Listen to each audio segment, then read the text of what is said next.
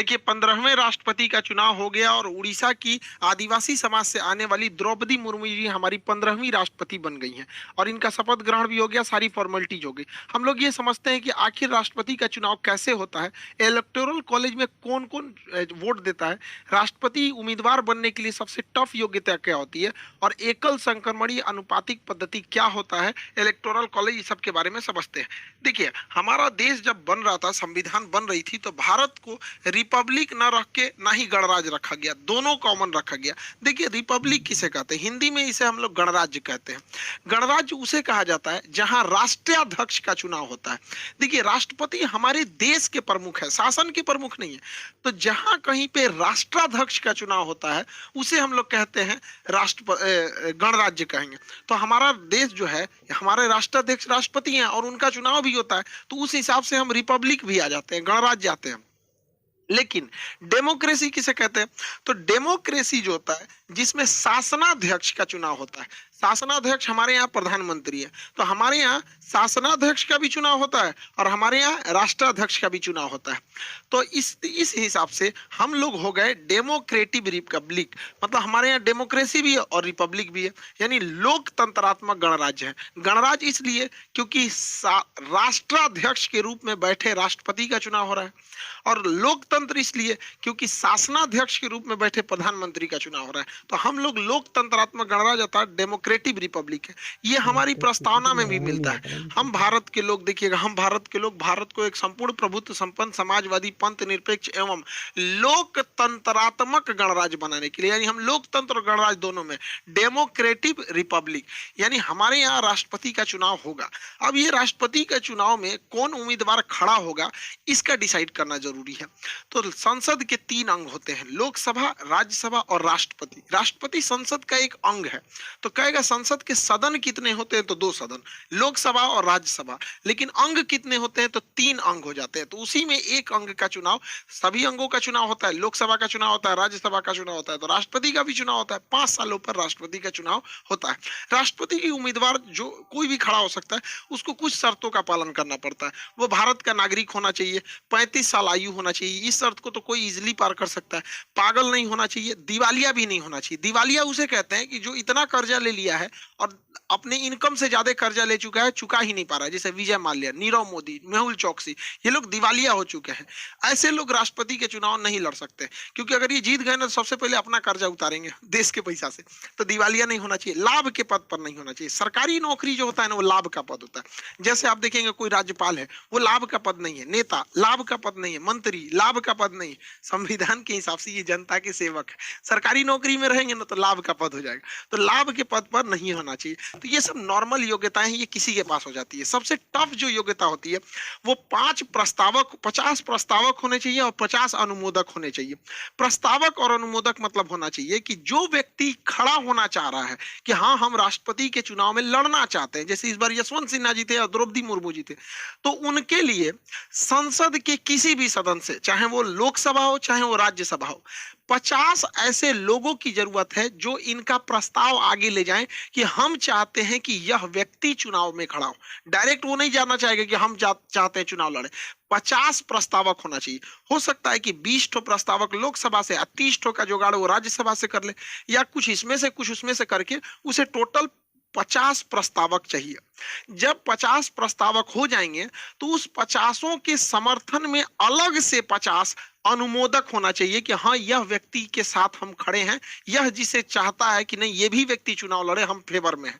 तो यानी ओवरऑल आपका 100 सांसदों से अच्छा संबंध होना चाहिए, तब ना आपका 50 ठो प्रस्तावक आएगा और इसके अलावे अन्य 50 ठो अनुमोदक होंगे। वो आप कहीं से ला सकते हैं, चाहे वो लोकसभा से ला सकते हैं या राज्यसभा से लाते हैं। कोई जरूरी नहीं है कि 50 यहीं से। हो सकता है आपका 50 लोकसभा से प्रस्तावक हो जाए, 50 राज्यसभा से अनुमोदक हो जाए। यानी नाम का प्रस्ताव दे 50 और उस नाम में सहमति यानी अनुमोदन दे 50। ये इतना टफ हो जाता है कि यहीं पर एक कॉमन आदमी चुनाव नहीं लड़ पाता है, क्योंकि 100 सांसद आपके नाम का प्रस्ताव देंगे, इसका मतलब आप बहुत बड़े पॉलिटिशियन होने चाहिए। और दोनों लोग बहुत बड़े पॉलिटिशियन हैं भी। इनका मतलब ये जमीन से एकदम जुड़ी हुई आदिवासी समाज से राज्यपाल रही थी, और ये तो अटल बिहारी वाजपेयी के समय पर तो मंत्री भी रहते हैं यशवंत सिन्हा जी। तो दोनों लोग का नो डाउट बैकग्राउंड तो पॉलिटिकल ही रहा है। अब इनको वोट कौन कौन देगा यहाँ से ये डिसाइड करते हैं। Electoral college. हम लोग राष्ट्रपति के चुनाव में वोट नहीं डाल सकते, क्योंकि राष्ट्रपति का चुनाव इनडायरेक्टली होता है, अप्रत्यक्ष रूप से, यानी हमारे द्वारा चुने गए लोग ही वोट डालते हैं। तो पहले हम ये समझ जाते हैं कि राज्यों से कौन कौन वोट डालेगा, फिर केंद्र में चलेंगे। देखिए, राज्य के लिए कानून बनाने की जिम्मेदारी विधानमंडल का होता है, और विधानमंडल जो होता है हर एक राज्य में होता है। विधानमंडल हमारे यहाँ 29-28 राज्य जो है, अभी 28 राज्य। तो देखिए, 28 राज्यों में विधानसभा है, तो विधानमंडल के दो भाग होते हैं, एक होता है विधानसभा, एक होता है विधान परिषद। तो दो अंग हो गए। जिस तरह से संसद के दो अंग, लोकसभा, राज्यसभा, उसी तरह राज्यों में हर राज्य में विधानसभा के दो अंग, एक विधानसभा, एक विधान परिषद। लेकिन विधान परिषद हर एक राज्य में नहीं है। पहले 7 राज्य में था, जम्मू कश्मीर तो टूट गया तो वहां का हटाई दी गया। टोटल 6 राज्यों में ही अभी विधान परिषद है। 6 राज्य, यूपी, बिहार, महाराष्ट्र, कर्नाटक, आंध्र प्रदेश, तेलंगाना। तो वो 6 राज्यों में विधान परिषद है। बाकी राज्यों में केवल और केवल विधानसभा होती है। तो राष्ट्रपति के चुनाव में कहा गया है कि विधान परिषद भाग नहीं लेगी। इसलिए कहा गया है कि विधान परिषद के लोग भाग नहीं लेंगे, क्योंकि ये विधान परिषद हर एक राज्यों में नहीं है। जब विधान परिषद हर एक राज्य में बना दिया जाएगा, जैसे बंगाल में बना दिया जाएगा, पंजाब में, राजस्थान में, मतलब 2800 राज्य में जिस दिन ये बना दिया जाएगा, उस दिन ये इसको भी चुनाव में लड़ने का, राष्ट्रपति के चुनाव में वोट डालने का अधिकार दे दिया जाएगा।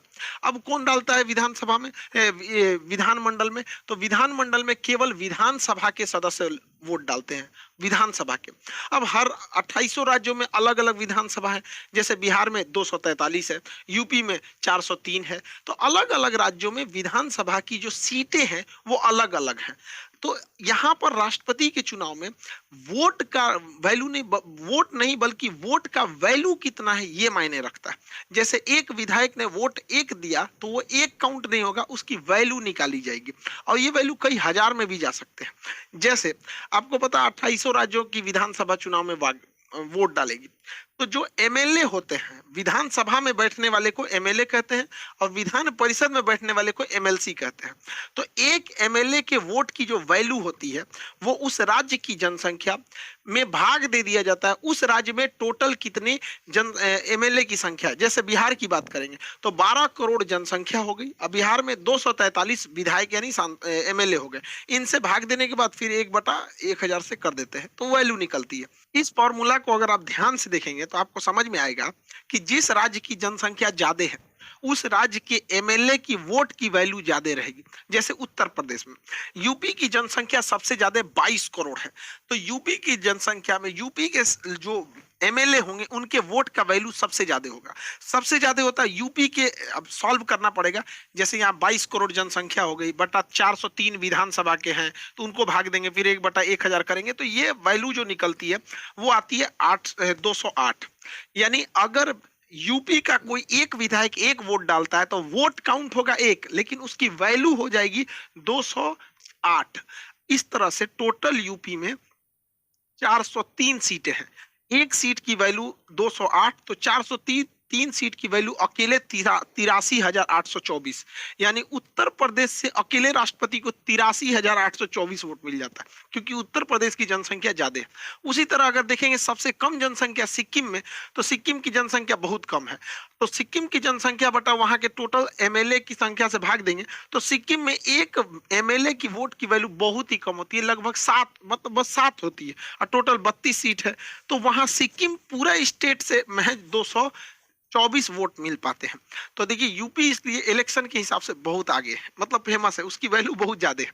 इस हिसाब से जैसे हम यहाँ 2 यूपी का बताया, सिक्किम का बताया, हर एक राज्य का जब निकालेंगे तो 2800 राज्य के टोटल जो विधायक हैं 2800 राज्य में उसको मिलाएंगे तो 4033 टोटल एमएलए आएंगे, 4033। जैसे बिहार में 243, यूपी में 403, ऐसे टोटल मिलाएंगे 2800 राज्य की, तो टोटल एमएलए आते हैं 4033, और हर एमएलए की वोट अलग अलग होती है, जनसंख्या पे डिपेंड करती है। टोटल 4033 को जोड़ेंगे तो वोट आता है 5,43,231, यानी हर 28 राज्य का अगर एमएलए वोट दिया राष्ट्रपति को तो टोटल वोट गया कितना, 4033। 233, लेकिन उन वोटों की जो वैल्यू होती है वो हो जाती है 5,43,231। ये हो गया एमएलए का वोट। अब बात करते हैं जो केंद्र में सांसद बैठे हैं, सर एमपी बैठे हैं, उनके वोट की वैल्यू देखते हैं। तो उनका वोट का वैल्यू निकालने से पहले आपको ये पता होना चाहिए, तभी निकल सकता है, इसलिए पहले हम इसको बताएं। एमपी के वोट कैसे निकालते हैं? देश के लिए जो कानून बनाता है वो होता है संसद। तो संसद में लोकसभा और राज्यसभा में निर्वाचित सदस्य ही वोट डालते हैं। निर्वाचित सदस्य देखिए 543 जो होते हैं वो ही निर्वाचित होते हैं लोकसभा में, टोटल के टोटल निर्वाचित नहीं होते हैं। दो एंग्लो इंडियन वोट नहीं डाल सकते हैं। एंग्लो इंडियन उन्हें बोला जाता है कि जब यहाँ पे अंग्रेज रहते थे, यानी यूरोप वाले जब हमारे यहाँ शासन करते थे, तो कुछ ब्रिटेन वालों का शासन था, फ्रांसीसियों का था, पुर्तगालियों का था, डचों का था, डेनमार्क वालों का था, स्वीडन वालों का था। तो वो लोग क्या करते थे, यहाँ की महिलाओं से शादी भी कर लेते थे, और यहाँ से जो उनके बाल बच्चे होते थे वो एंग्लो इंडियन कहलाते थे, यानी अंग्रेज पिता और मतलब भारतीय माँ, तो एंग्लो इंडियन कहलाते थे। जब भारत गुलाम था तो हजारों की संख्या में यहाँ अंग्रेज रहते थे, तो उनकी यहाँ फैमिली भी होती थी। तो जब देश आजाद हुआ तो देश ने सोचा कि इनकी बात कौन सुनेगा, तो एंग्लो इंडियन के लिए 2 सीटें कह दिया गया कि राष्ट्रपति अपने कोटा से उन्हें चुन के यहाँ पे भेज देगा। तो दो एंग्लो इंडियन का चुनाव नहीं होता है, बल्कि राष्ट्रपति सेलेक्ट कर लेते हैं। इसलिए कहा जाता है कि जब राष्ट्रपति सेलेक्ट किया है तो ये राष्ट्रपति का ही फेवर करेगा, इसलिए इसको वोट ही मत डालने दो। तो लोकसभा से 2 एंग्लो इंडियन वोट नहीं डालते हैं। लोकसभा में टोटल 543 ही लोग वोट डालते हैं, और राज्यसभा में 233, 250 का 250 वोट नहीं डालता है, 233 ही राष्ट्रपति के चुनाव में वोट डालते हैं। 12 सदस्यों का राष्ट्रपति चुनते हैं, जैसे खेल से किसी को चुन लिए, फिल्म से चुन लिए, कला से चुन लिए, संस्कृति से चुन लिए। तो राष्ट्रपति अगर किसी को चुना है और उस व्यक्ति को वोट डालना रहे तो उसी राष्ट्रपति का फेवर करेगा, उसी से पूछ लेगा किसको वोट डाले। जनता ने तो उसे चुना नहीं है, तो लोग यहाँ का दिया गया जनता ने जिसे वोट दिया वही चुनेगा। तो संसद के 2 सदन, लोकसभा और राज्यसभा। तो लोकसभा से टोटल 543 लोग वोट डालेंगे और राज्यसभा से 233 लोग डालेंगे, यानी टोटल संसद से बात करेंगे तो 776 वोट होता है, और टोटल राज्यों की विधानसभा को मिलाएंगे तो 4033 होता है। तो यानी इतने लोग वोट डालेंगे, इनकी वैल्यू निकाला जाए। तो देखिए ध्यान से इसको समझिएगा, एक एमपी के वोट की जो वैल्यू होती है, एमपी के वोट की वैल्यू जो होती है, ये टोटल एमएलए की वैल्यू, टोटल एमएलए की वैल्यू कितनी आई है 5,43,231। तो टोटल एमएलए की वैल्यू बटा टोटल एमपी, टोटल एमपी कितने हुए 776, यानी टोटल एमएलए 5,43,231 बटे 776। जब इसको भाग देते हैं तो एक एमएलए की वोट 700 आती है, एक एमपी की वोट 700 आती है।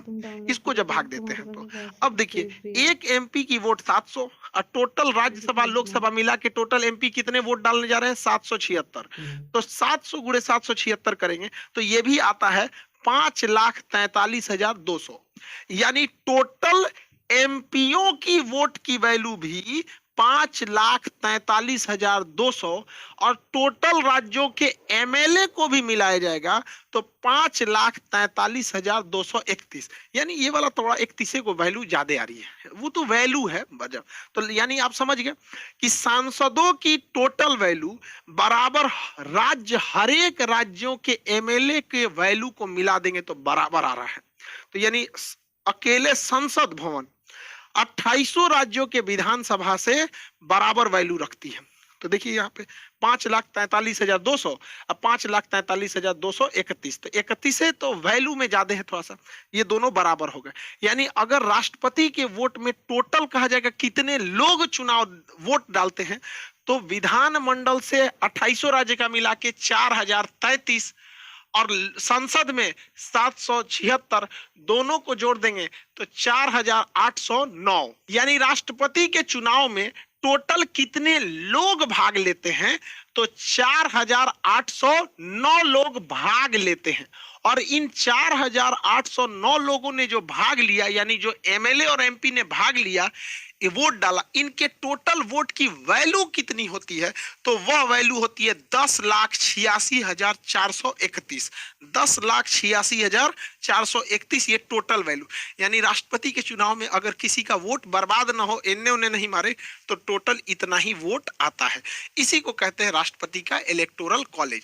यानी वोट डालने वालों की संख्या ज्यादा नहीं है, सांसदों की संख्या 776 और टोटल एमएलए की संख्या 4033 यानी 4809।